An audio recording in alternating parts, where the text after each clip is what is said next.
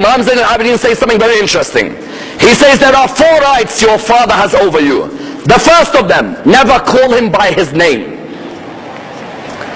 Today, wallah, I see people, sons, he calls someone, hey Muhammad. You're like, oh, who's Muhammad, your brother? He says, no, my dad. Number 1, you don't call your father by his name. Number 2, never walk in front of your father in a gathering. Let him go in, then you. Some of us, when we come home, when we get out of the car, we've run inside, remote control, watching, sitting. The father's outside, the poor man with the shopping bags. Some of us, when we come into the mosque, we're with our father together, then we walk in before him. No, Imam says your father always walks in ahead of you. Number 3, and quite beautifully, don't sit down in a gathering until your father sat down. When your father sits, then you sit.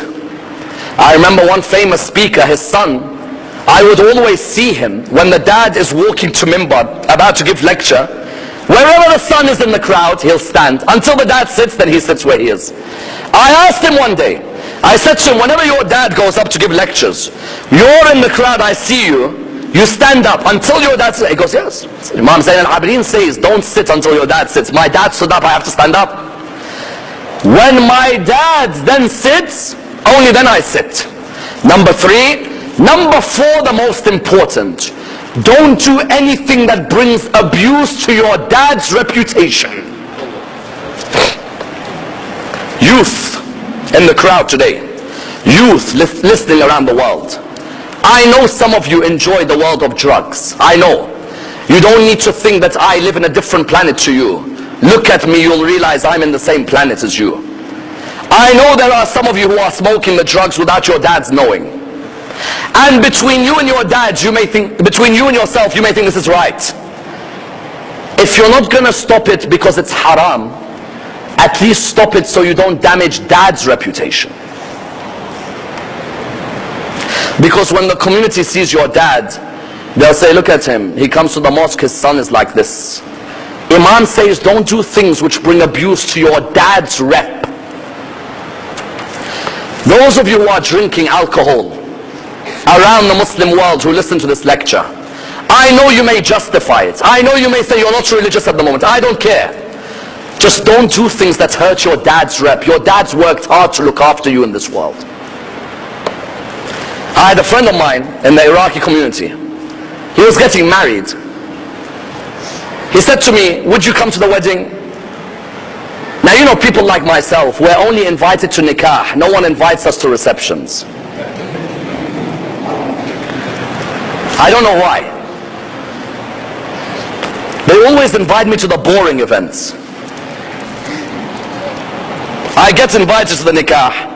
I hear next day there's a great reception, no one ever invites me. Why? Sayyid Ammar sees what's going on in the reception, he's not going to be happy. Okay. Allah sees, don't worry. My friend came up to me and said, listen, it's my wedding, I want you to be there. I said, Habibi, you know, I don't really attend weddings at all.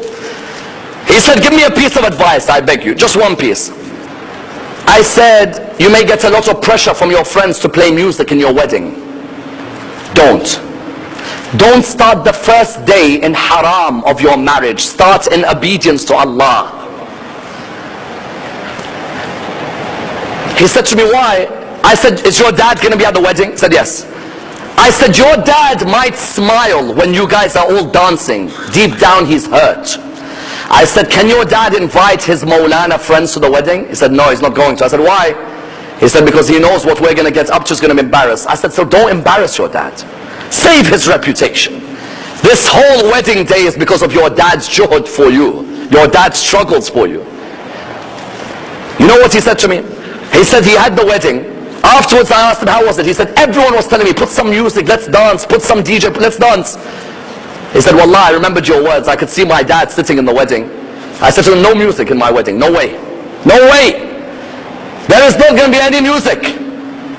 This is my wedding, my father. I'm not going to damage his reputation. I'm not going to have the whole community saying, this is what his son does. Now that person is happily married with a beautiful daughter, fantastic marriage. And whenever he sees me, he tells me, that day I started in halal, yes, until now I see the reward